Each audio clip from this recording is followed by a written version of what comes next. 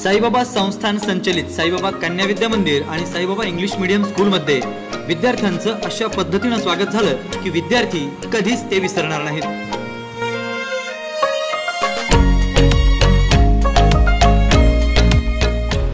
मोटू आणि पतलू स्वतः स्वागतासाठी असल्यामुळे विद्यार्थ्यांचा आनंद अगदी टोकाला जाऊन पोहोचला होता।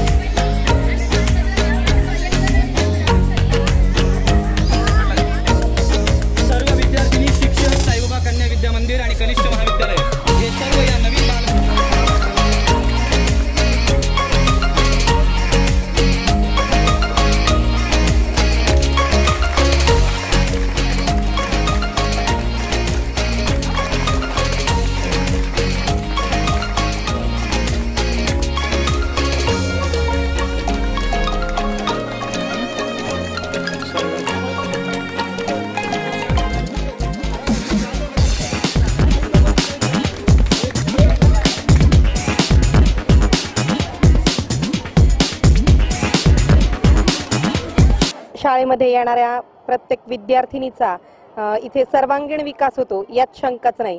कारण आमच्या शाळेच्या स्थापनेपासून आतापर्यंत बऱ्याच मुली वेगवेगळ्या ठिकाणी वेगवेगळ्या क्षेत्रामध्ये उच्च पदावर कार्यरत आहेत। याचा आम्हाला एक शाळा म्हणून आणि आमच्या विद्यार्थिनी म्हणून आम्ही शिक्षक म्हणून आम्हाला सार्थ अभिमान आहेच। आणि या वर्षीचा आमच्या शाळेचा 10वीचा SSC बोर्डाचा निकाल हा 90.16% एवढा लागलेला आहे। आणि इथे येणारी प्रत्येक मुलगी जसं शिक्षक त्यांच्यावर काम करतात त्यांच्याकडनं करवून घेण्याचं सगळ्यात महत्त्वाचं काम जे आहे हे शिक्षक करत असतात। आणि यासाठी सर्व शिक्षक शिक्षिका शिक्षकेतर कर्मचारी या सर्वांचं खूप मोठं योगदान आहे। आणि म्हणूनच आज संपूर्ण शिर्डी परिसरामध्ये पंचक्रोशीमध्ये आज आमची शाळा एक नावाजलेली शाळा आहे।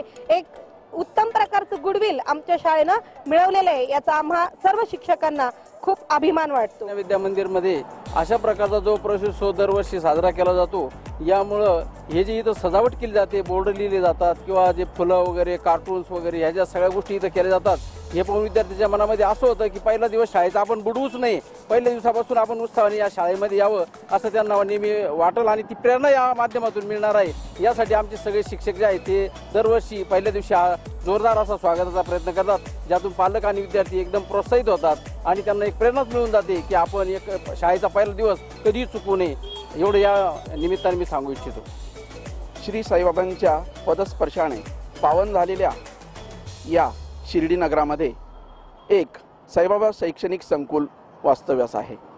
या साईबाबा शैक्षणिक संकुलामध्ये सर्व विद्यार्थिनींना प्रवेश हा दिला जातो।